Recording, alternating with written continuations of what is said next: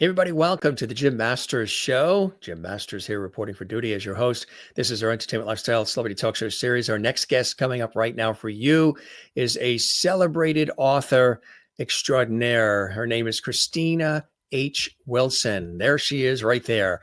And we're so excited to have her here on the show because she's celebrating a really beautiful book with all of us. And there it is. It's Believe, a memoir in stories. It's a very, very special book that is near and dear to her heart.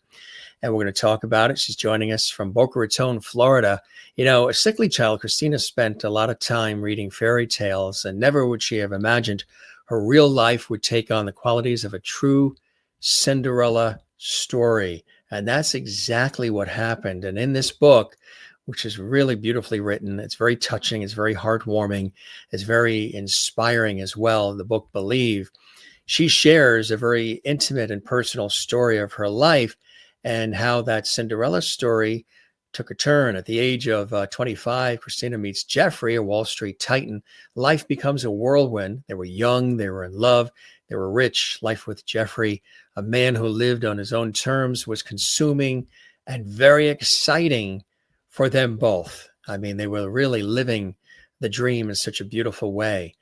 But then something happened, and this is a real turning point in her life that she shares openly. The morning of September 11th, 2000, at 6 a.m. when the phone rang, and the news on the other end of the call would change their lives forever. It was not the beginning or the end of their story, but a cataclysmic moment that joined the past to the present and to the future. And this whirlwind of being, can fairy tales really live up to the harsh realities and tragedies of life? That is truly the question. And she talks about this in such a beautiful and authentic way, gang. Ultimately, Christina's story is about self-discovery, unconditional love, family, and her deep belief that all that happens in life is for a reason. And Christina states, it's not something to regret, life. It's not. It is something to experience. And every step and every experience is a step along the path to the full realization of who we are at our core and who we're destined to be. And there should be neither judgment, explanation, or expectation, because life is just what it is, a life in self-discovery. And in this book, Believe, she talks about it all, and she's very, again, real and open about it. And again, it's something that no matter what you may be going through in your life, you will find something to connect with Christina on in this book. She's first generation American-born Chinese, and her stories are life lessons that were formative to her evolution to who she is now. Stories of resilience, overcoming adversity, and so many things that all of us can connect with in various times of our life. She delves into and develops the inner strength, finding hope in the darkest of days and having a deep sense of faith and spirituality and unconditional love, some of the pieces that make up the tapestry of this beautiful memoir she's sharing with us.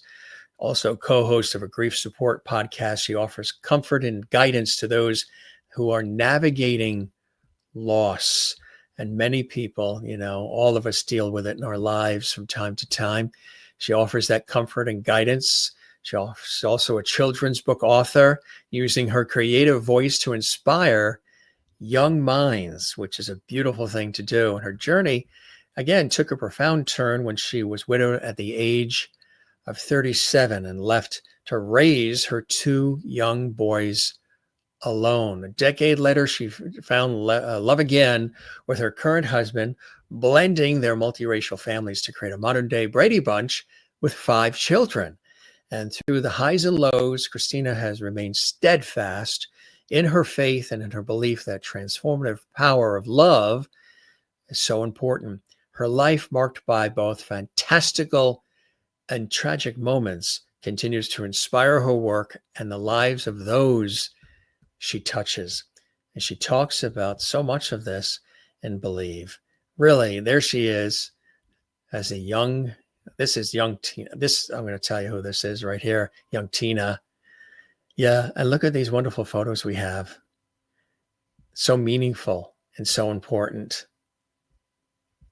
Who are they? You're going to find out in just a second, because we're going to welcome our very special guest coming to us again from beautiful Boca Raton, Florida. We should be there during the show. Here she is, Christina H. Wilson. Christina, welcome to the show, my friend. It's a pleasure, and congratulations on this absolutely beautiful work of art, your book, The Memoir and Stories Believe. Oh, thank you, thank you, thank you. And thank you for the kind words and unbelievable description of the book. So that was really wonderful. Thank you. Appreciate it. The pleasure is all mine. You know, it's not always easy to be open and real and tell your stories for anybody. Sometimes you have to just take that step and say, I'm going to do it. What inspired you to write this memoir in Stories Believe? What was it about the events, your life story, the events in your life that led you up to saying, you know what? I not only want to write this book and share it with the world, and I hope it inspires other people, but now is the time to get it out there to the public so they can enjoy it as well.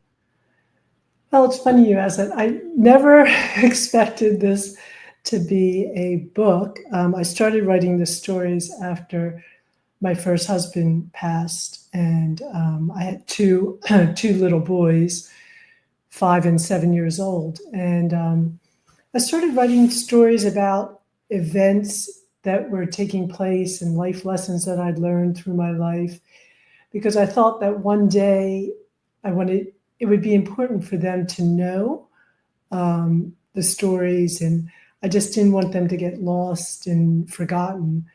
So, I continued to write the stories, and 20 years later, after meeting my current husband and now having a blended family of 5 children, I, along the way, just kept writing stories. And, I would tell the stories from time to time, and everyone's like, oh my goodness, you've got to put together a book or something. And I've always been surprisingly, very private person, whereas even, my family members didn't know some of the stories that had gone on. But I believe, and one of the things that I say all the time is that everything happens for you. It's not things that happen to you. And so I thought that, if my kids could understand, because, some of the stories are tragic, some are dramatic, some are spiritual, and they were all, like I said, great life lessons. So I wanted to share it with them. And then the opportunity came to publish it as a book. And without thinking, I said, okay, and here we are now. I think if I had thought about it, I probably would have chickened out. But it's been an amazing experience, and the feedback has been very rewarding. So knowing that my book and my life, so very humbly, my life has been able to help others is, a gift to me. And so if that's what this is about, being able to help people that I don't even know and never will know, then it's all worth it to me. It's really something special. Believe, a memoir and stories. I love the title right off the bat, and I love the cover of the book as well. How do you describe the book in terms of when you were writing the book? Did you have a reader in mind? Was it designed specifically for somebody, or could anybody get nuggets from the book and even apply it to their own lives? Tell us, about the book itself. So, like you said, the book, I think, is a tapestry of stories, and that's why I kept everything. I kept the book in stories because I thought it would be more impactful, and it was, easier for me to just leave everything as the stories that I had already written. But each story is basically a life lesson event that impacted my life. And, while I like to say it's these stories are woven together with themes of, drama, fantastical events, sensational, tragic, faithful, spiritual. So it's very emotional. So I think it touches so many different people.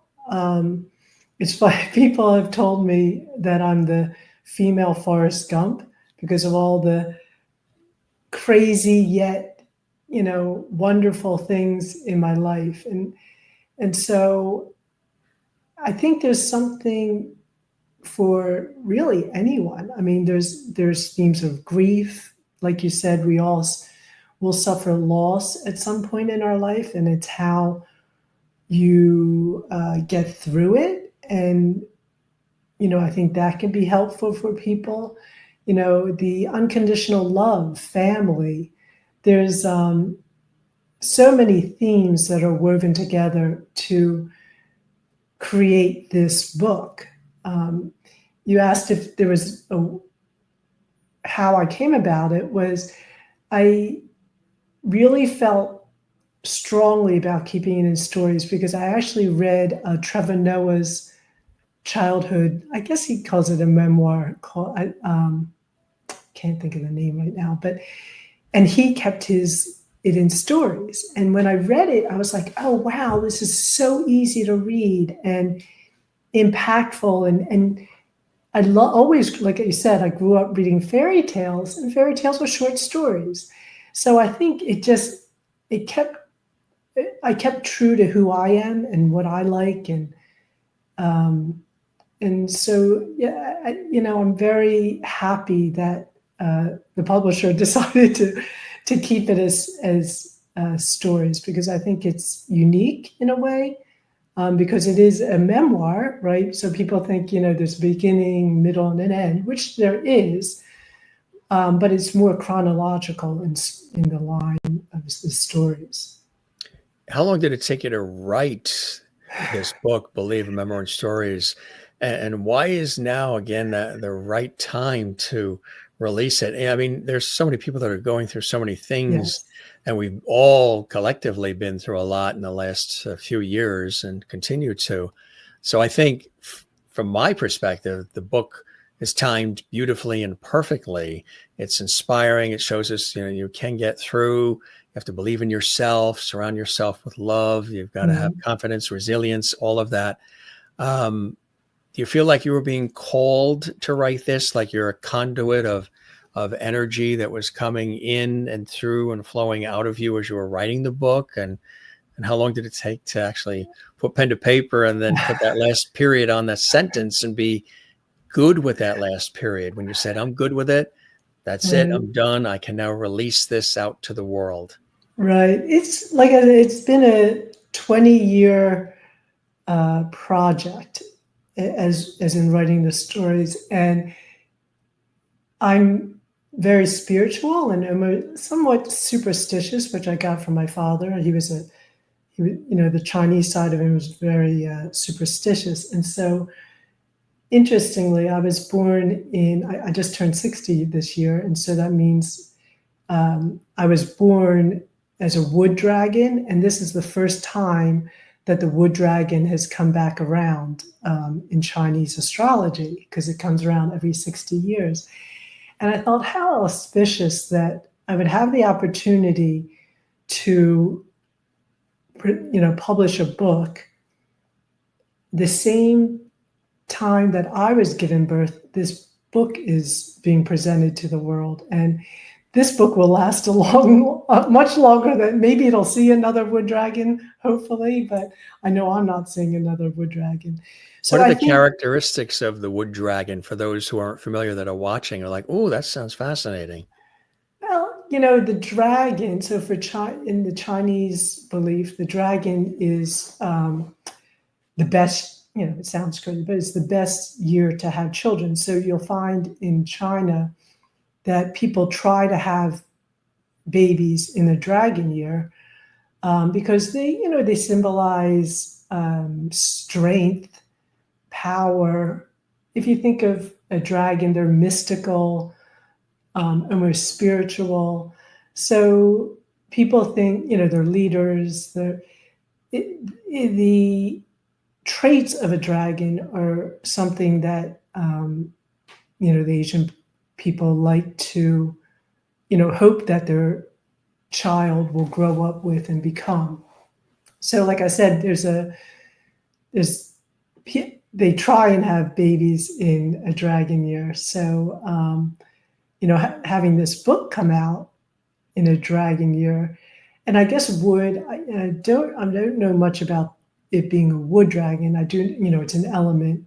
So I guess, but once again, you would think of strength and. But yeah, it's really cool to think that my book and my life, basically my life is being replicated in this book at the same time that I was giving birth. It's really amazing how all the moons sort of lined up that way. Exactly. One of the stories is about befriending a serial killer when the FBI contacted you. Yes. What were your feelings about that, and how did you respond to that, Christina? I think I've always felt I've always felt protected. I feel like I have angels or guides that protect me. And so when I met this man, and actually I think Netflix just did a documentary on him, but I always go with my intuition and instinct, and nothing, I just didn't feel anything. I just felt like he was a nice man trying to help me. And, we became, because he helped me out while I was stuck in London. I ended up writing, he wrote me letters, I wrote back. I was in college. I was very naive. And it just became this back and forth until he started writing a little strange letters and sending me strange things like spark plugs saying you put a spark in my life. And I was like, Yeah. maybe this isn't, maybe I shouldn't be responding. Yes, but it's not even like, I didn't feel like I was leading him on. I just felt like it was a friend, right? Right. And so one day, when the FBI came to my college and wanted all the letters and everything, I was really quite surprised. I don't think I could say I was scared per se, because like I said, I felt very protected. I thought, okay, what can happen to me? Silly and probably, like I said, very naive. Now, being 60, I'd be like, oh my goodness, I better, think twice about that, right? exactly. But, back then, everything worked out okay. He did contact me right before he killed himself because he was being tracked down. So it was crazy, but at the same time, I never felt threatened or scared. And I think that's because of, like I said, I feel very protected by my guardian angels. Which is a beautiful thing to feel that, and it's extraordinary. Were there parts in the novel that, you had a great time reminiscing about, but then other parts might have been, as you're digging in deep and sort of reliving it all, difficult to sort of relive and rehash? And if so, tell us about those. Well, one of the difficult things, which, like I said, that I was so private, and I don't want to say it was a secret. It's just, I kept it to myself because I knew this was something I had to learn from, or there was because I always say things happen for a reason, and it's not happening to you, it's happening for you. So my first relationship, my husband was abusive. And I guess, it's the whole stigma of being embarrassed and, oh, he didn't really mean this, or, I was young, I was in my, 20s, early 30s. And, you know, having to write those stories and rehash that time was really difficult, yet I knew that it was important to share because, spousal abuse is extremely common. And I think it makes, where so much of, there's a lot of the book that seems very fantastical. Like we lived a very, very high life, outside looking in, people thought, oh my God, Christina is everything. She is the world. She's rich. And that's Jeffrey there, right? That was Jeffrey, yes. Yeah. And at the same time, I knew that he loved me the best he could and all that he could. So, fast forward when he has an accident and I'm sitting by his side for 13 months. I know people question that, like, how could you do that? Why would you do that? But my answer is because that's what you're supposed to do when you love someone. It's unconditional. I understood his shortcomings. I understood his love. And for me to abandon him in his most needed time, I mean, I just couldn't do that. Instead, I believed I should show him all the love that he really deserved. And that's, I believe, why we're together. I believe why I was brought into his life was for him to understand unconditional love. And that's how the stories are. While I said there's some very dramatic, they're all very honest and obviously told from my perspective. But my perspective is always, I believe, to see what is happening and learn the lesson. And so if you learn the lesson, then, it happened for a reason. So he had an accident that took him away. And how ironic, 1 year before the other September 11th we all know about, this was September 11th, 2000. Yes. Almost a year to that date, which is amazing, the same date. It was a matter of a phone call that you got that this accident had occurred and life has completely been flipped upside down at such a young age, right? For you in your 30s?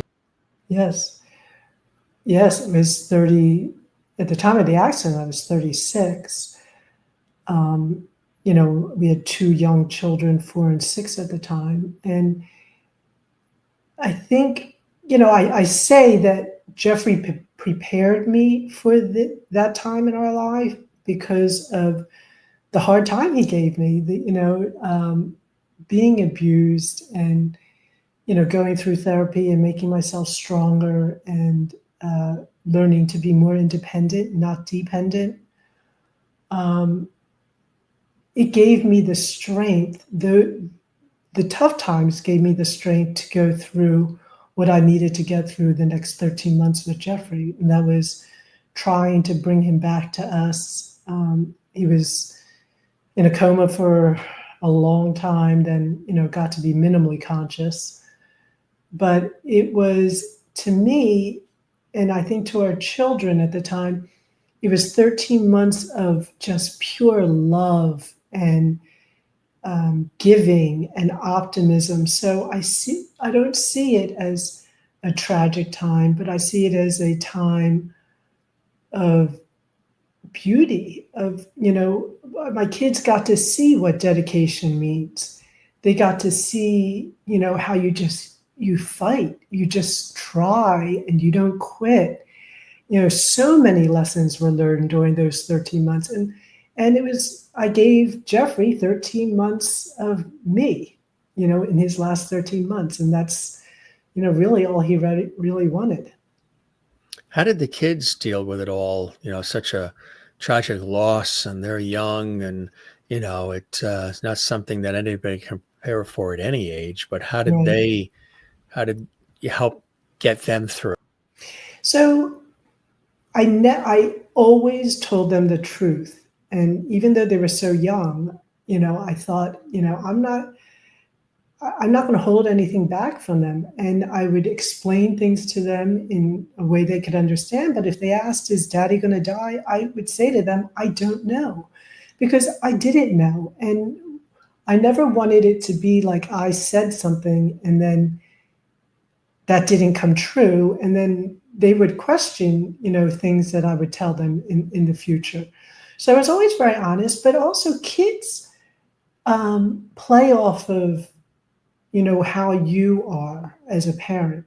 And so when they saw that everything was so optimistic and positive, I surrounded ourselves with, doctors that were optimistic and nurses that were optimistic. And so everything was always about hope, hope, hope.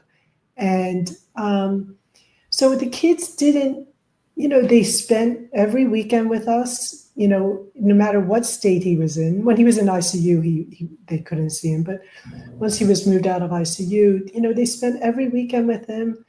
And they saw the progression and they saw the change and they had the hope that I had, because they were getting it, they were feeding off of me and how I was reacting.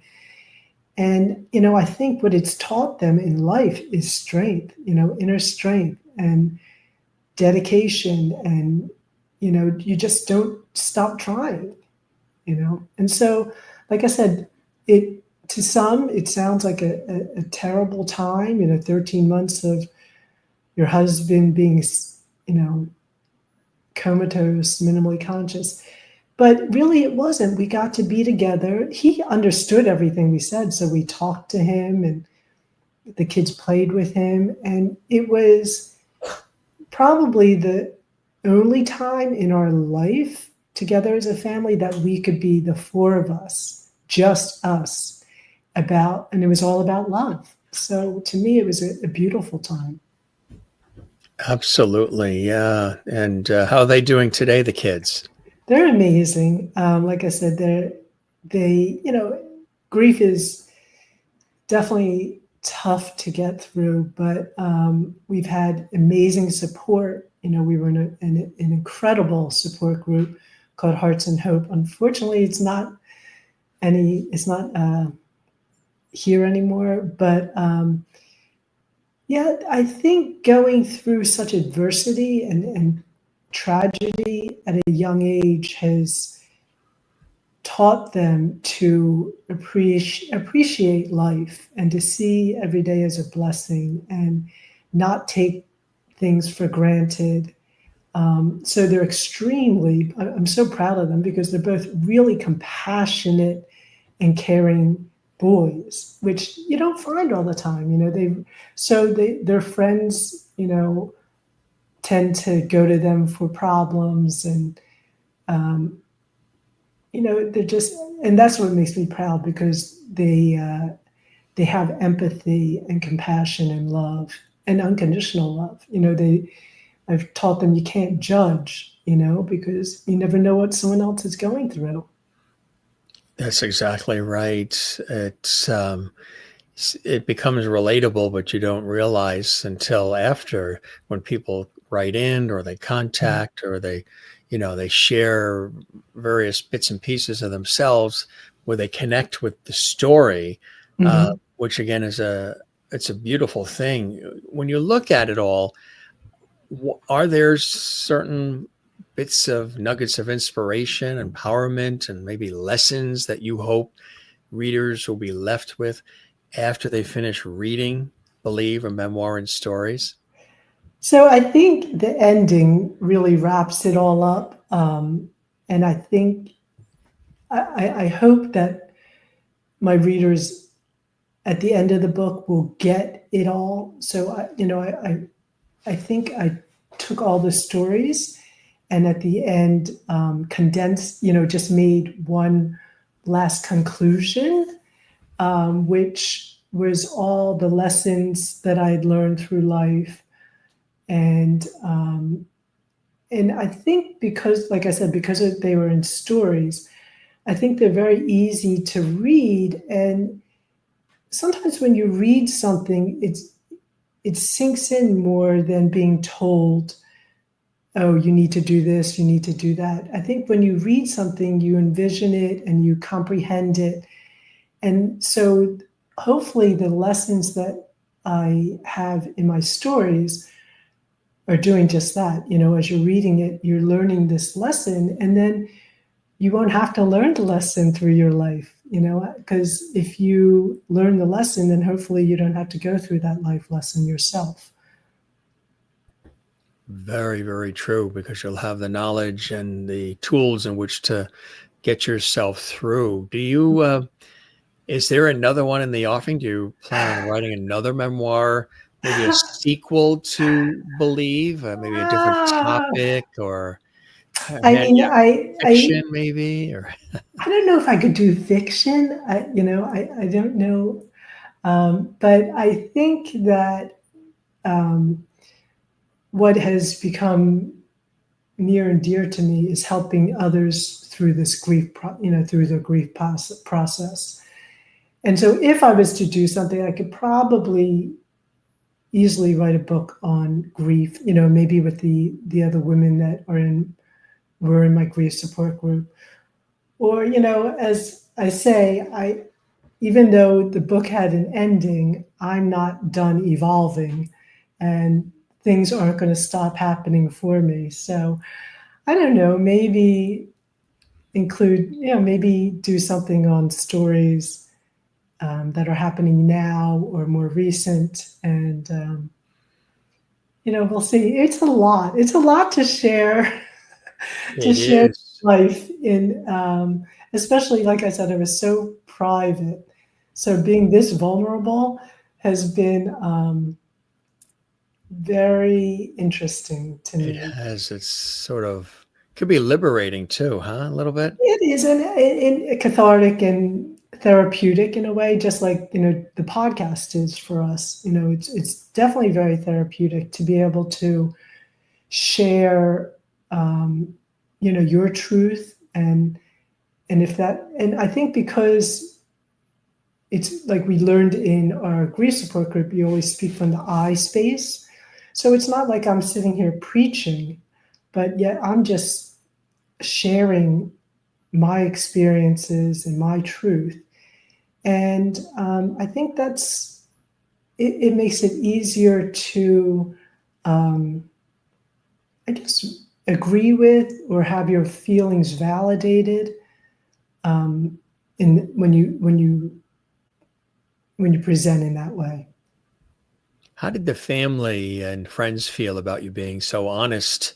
Talk about, being so honest and real and authentic as you've written this memoir. Mm. How did they feel? I would imagine one of the main things is they were very proud of you and the woman you've become and keep growing into, because as we know, it's all part of the lifelong growth process. How did Right. the friends and family react? I have the most amazing support from friends and family. And so, not to my surprise, everyone has just been so supportive and enthusiastic and, you know, promoting the book to all their friends. And, everyone has read it and I've gotten amazing feedback. But I think the most, and this is probably I'm a little emotional over this, but my mother, who I dedicated the book to and who is my rock, she read the book in a couple hours, not surprisingly, and called me and was just so emotional about it. And she knew a lot of the stories, if not 90% of the stories. But she came to see me for my book launch in Miami. And my mom is, I would say, very true to her Chinese culture, where, there's not, growing up, there wasn't like a lot of hugs and I love yous like, we do to our children nowadays. But, the love was there because of the doing, right? How they treated you, what the sacrifice, the dedication to the family. So my mom, when I took her to the airport to drop her off, she said, she came in and gave me a hug, and I was like, oh, okay. So, and I hug my mom all the time now, but she came and gave me a hug, and then she looked at me and she said, Tina, I just want to let you know how proud I am of you. And that was, to me, the world. That's all I needed to hear. Because that's something that, we didn't get that growing up, even though I know my mom loves and adores every one of us. And she is funny. She can say, I love you to her grandchildren, but to her own children, it's tough, but that's just the culture. That's the Chinese culture. You don't, it's not, I love you, I love you, I love you. So that was the most meaningful to me. That's so beautiful. Thank you. Yeah, thanks for sharing that. Well, as you know, too, here in America, we do show the affection, we show the love. Yes. But there is something that does happen that's different with the grandchildren and the parents, our parents, than us. And that is, seems like the grandkids are always able to get away with stuff we couldn't get away with. Exactly. I don't have grandchildren. Wait, Mom, they couldn't. We couldn't say that. We couldn't do that. We couldn't climb up on that tree. We could, but for suddenly, when it's the grandkid, oh sure, they I see it are with my showered mom with and the all of grandchildren. this. Oh boy, Right. they get away with everything. They get away with everything. And it's I love you, oh hugs, kisses, and you're Let's like, go oh have my ice cream goodness. at 9 o'clock at night, and you could stay up Right. late and wait a minute, we had to go to bed at 8 o'clock, 7:30. Right. It's true. But it's all part of it. As long as the love is there. Yes. That's the bottom line, right? The love is the bottom line. And Mm-hmm. you share so much of that, not only in the book, but on Sisterhood Through Grief. Yes. Talk about that. Tell us about that. And that's a beautiful resource for people as well. Oh, thank you. Yes, so it came about somewhat like what you did during COVID, pandemic, with so many people going through loss, and they didn't have the support groups anymore. And I was getting a lot of phone calls from friends who lost their spouse, and I thought, oh well, let me call some of the girls that I was in group with and see if maybe we could replicate a support group on a podcast. And so we tried, we said, okay, we'll do a couple episodes and see how it goes. And now I think we've had 28 or to 30 episodes out. And what we found was, number one, was it was so therapeutic for us. And but we all feel that the reward is helping others, because we're giving back what we got from our group. And we get amazing feedback, how validating the people's feeling through grief is so powerful and priceless. And, it's sort of cool to do it on a podcast because then someone can listen to it on their own time. It's not like you have Tuesday night at 5 o'clock, you're at a support group. you could be driving and listen, and you still get the message, and you get the validation, and you get the support, advice. So it's been really an amazing journey with it. And like I said, people have written to us and really just thanked us for what we've done, and that's a gift to us. And a gift to those who are on the receiving end of it too. Those who are, maybe they don't, feel they have the confidence or stamina to reach out, but they're hearing these conversations and they're learning about how did this person deal with this and how did they deal with that, and gives them a different perspective, a different Right. view, and hope, which is Right. what everybody needs, a sense of hope. What would, speaking of hope, what would Christina of today say to this young version here? What a cutie. Oh, thank you. Those are my awkward days.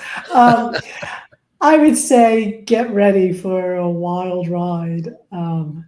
Just buckle up, but it's a beautiful, it is a beautiful life, and I feel very blessed. And so, although I would say, as my girlfriend would say, put on your big boy boots.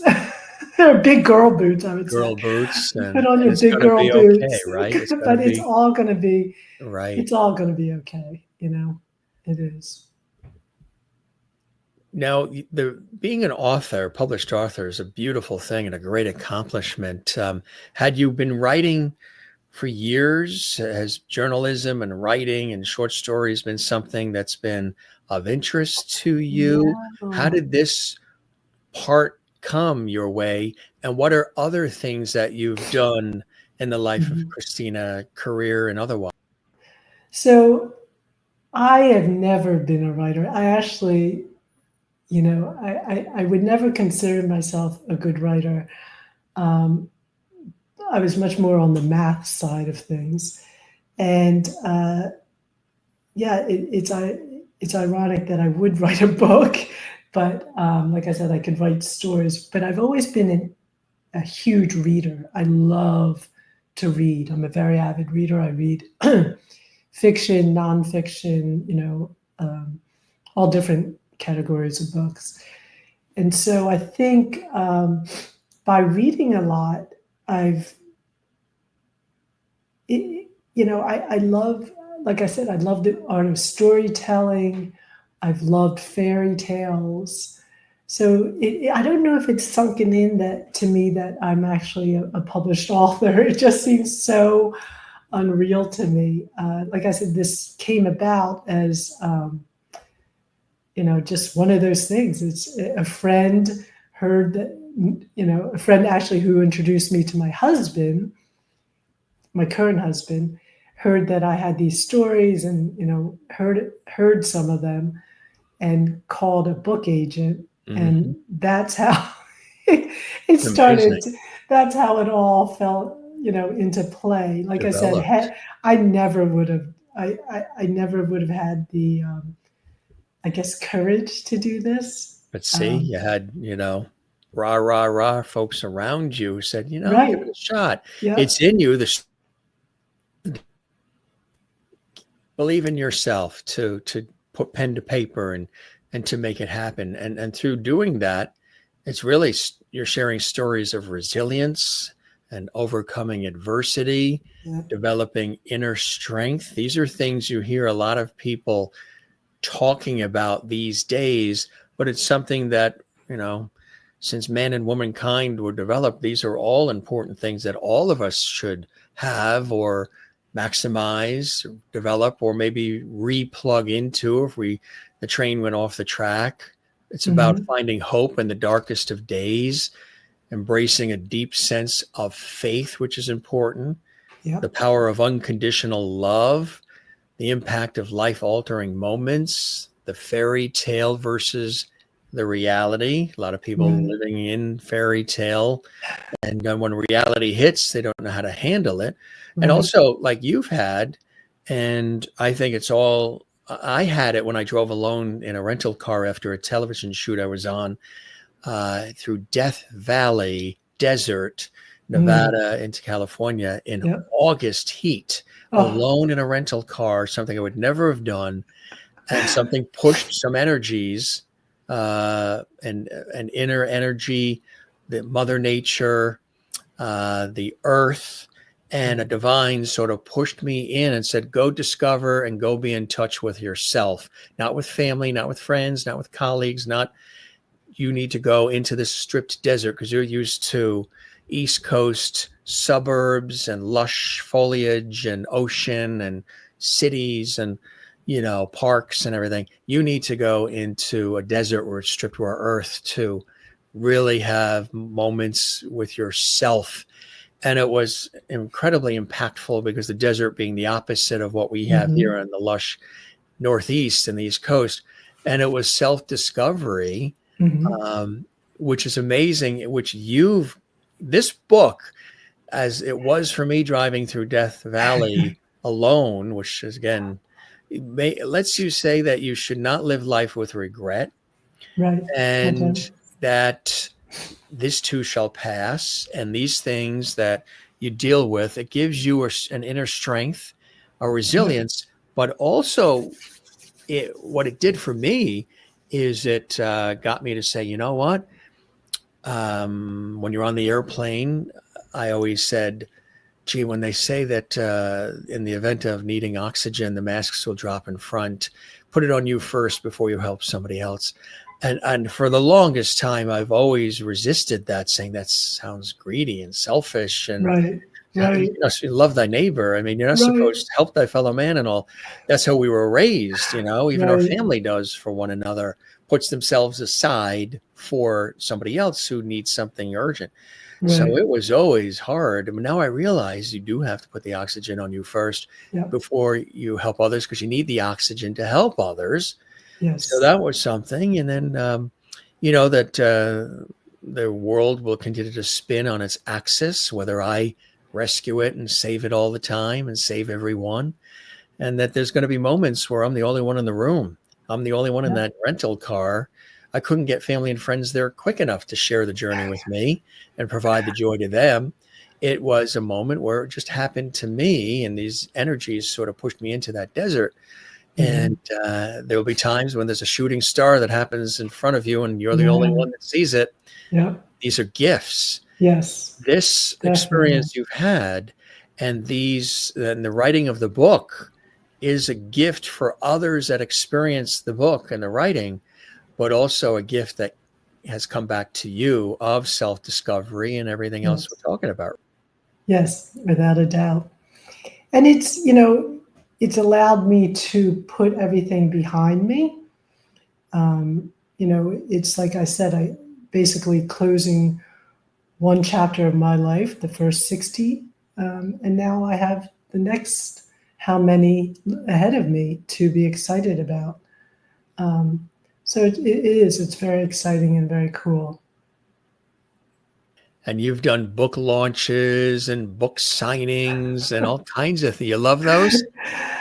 I do. I love It's a getting new out and experience, meeting. right? It is. I love getting out and meeting people that have read the book, and just seeing their faces or hearing their reactions really tickles me because like I said, to me, this has just been my life.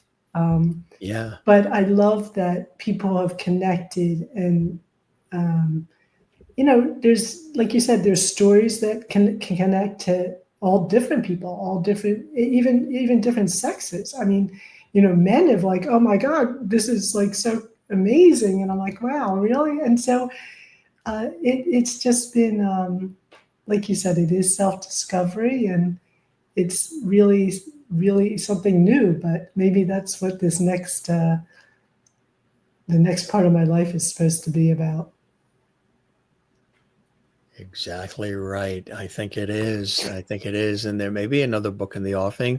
I don't doubt it. I think this is one of many as they come along. And as people read this, they're going to require and request and demand more from Christina, I don't doubt. How did you come up with the cover and the title? That's really fantastic, and So congratulations. it's all about, one of the things that we haven't spoken about is my spirituality, which is, there's a lot of it in the book. And it, so I believe in signs, and I think I developed that after my husband died. And I think that's also a lot of people going through grief. It gives them hope.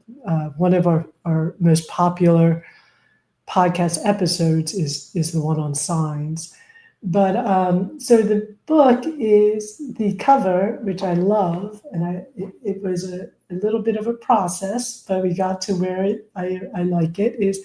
It's all about my beliefs. So the red smoke is, red is lucky in Chinese belief, or Asian maybe. And I did it almost, I did it sheer and almost mystical because it sort of represents my dad, where I got those Chinese superstitions from, and he's passed. So I think that's sort of to him. The swans is also, when you read the book, you understand the swans. Not only are they a symbol of, mating for life and love, but there's a very specific story about swans in my book. And the Chinese symbols mean double happiness, and I have been blessed with, 2 wonderful marriages, so my double happiness. And I think the gold lettering is the emperors in China were the only ones who were allowed to have that color gold. And so I just thought it was just really, really neat to be able to use that color on my book. So there's a lot of symbolism in the book cover, even though it might just look like, 2 beautiful swans. But there is definitely a lot of thought went into the cover. And then on the back is the dragon. It's very faint, but there is a dragon. That's fantastic. And I mean, is this book for a certain age too? Would you say it's really for folks who are like above 18, or is this, obviously not a 5-year-old, but Right. can anybody really get something from the book? I think so. I've had teenage girls reading the book and loving it. And I think it's powerful for them, right? Because they can, like I said, hopefully learn a lesson through reading my book instead of having to go through it. So I think they will be ahead of themselves if they get some of the lessons. I talk about working for a Fortune 100 company and the lessons I learned doing that. Lessons in friendship and, boyfriends. And so it's really for any age, like the grief, grief touches everyone. Abuse, unfortunately, there's, a lot of women who suffer in an abusive relationship, and maybe this can help them to say, hey, you know what? I recognize what's going on and I need to do something about this. So I really think it can talk to, really just about anyone, which is, to me, like I said, it's funny to think that my life could impact so many different kinds of people. But like you said, I think it is the time for this because of the hope and people, judgment, all, the hatred. I think if you really can get to the point where recognize everyone has a different perspective, and everyone is going through their own life. I think everyone's destiny is like a fingerprint. It's that individual. So if you can learn to say, you know what, I don't know why someone is this way, but who am I to judge? Because I'm not perfect, and my life isn't perfect. So I think I think that lesson is taught in this book, and so that's a good lesson for people to understand and hopefully try and learn now. So there's a lot. There's a lot. I think there's a lot of people that can benefit. And Absolutely. Yes. And this could be a great gift for somebody too. You have your copy, but then there's others, everybody can plug into and connect with a book like this. And I know it's been a labor of love for you on so many levels, and it has been cathartic and therapeutic, as it will be for the readers. I encourage folks to go to the website, Christina H. Wilson. You can learn more about the book, also podcasts and everything else that she's doing. And book also at Amazon, Barnes & Noble, those places as well, Christina. Yeah, and my publisher's Wordy, WORDEE.com. But on my website, you can get it off of any of these.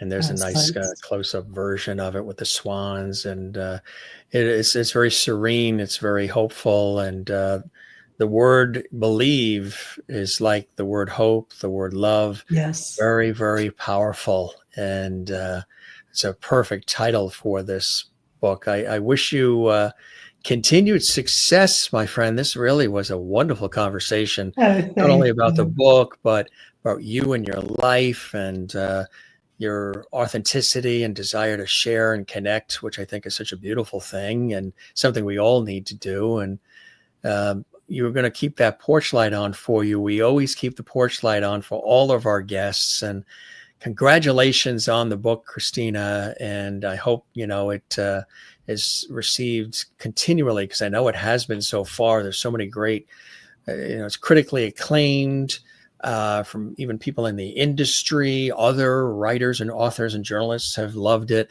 as well as the reading public, which is such a beautiful thing. It must warm your heart to get this kind of feedback and response, huh? Yes, it's really amazing. It really is. It's so humbling to understand, to recognize that this is happening. But like your word, it's all about levity, right? It's all about levity. You got it right, my friend. Love and levity together is exactly That's right. exactly what it is. Whenever people hear that, they're like, I love that word. Well, our viewers already said you're a Jim Masters show levity. So you're a part of the levity family now, Christina. And definitely come see us again. Spread the word about our show, the Jim Masters show. We're not really an interview show. It's much more of a conversational talk show series, free flowing and with some depth and warmth and fun sprinkled in, and the viewers, of course, loving and commenting as well. And we appreciate them. And congratulations again on Believe. And I believe you will be back soon with us. And again, congratulations on truly this work of art and labor of love. Really. Thank you so much. Thank you so much. Well, the pleasure is mine, and I hope you enjoyed the time with me as much as I have. It was wonderful. With you. It was really wonderful and fun, and I appreciate your time. Time, I tell you, we never have enough in life. It's what you do with that time, right? Yes. And this time with you was golden. ChristinaHWilson.com, award-winning author and very spirited individual, lover of life, Christina H. Wilson, joining us here as our special guest on the Jim Masters Show series. Hope you enjoyed it, everybody. Come see us again. That porch light is on for you. And again, thanks for gracing us with your presence, Christina. It was fantastic. Thank you. You be well. Best of the holidays, too. You too. We'll see you again soon. Take care. Take care now. Fabulous, huh? Christina H. Wilson. You're always getting great guests, learning something new here on the Jim Masters Show.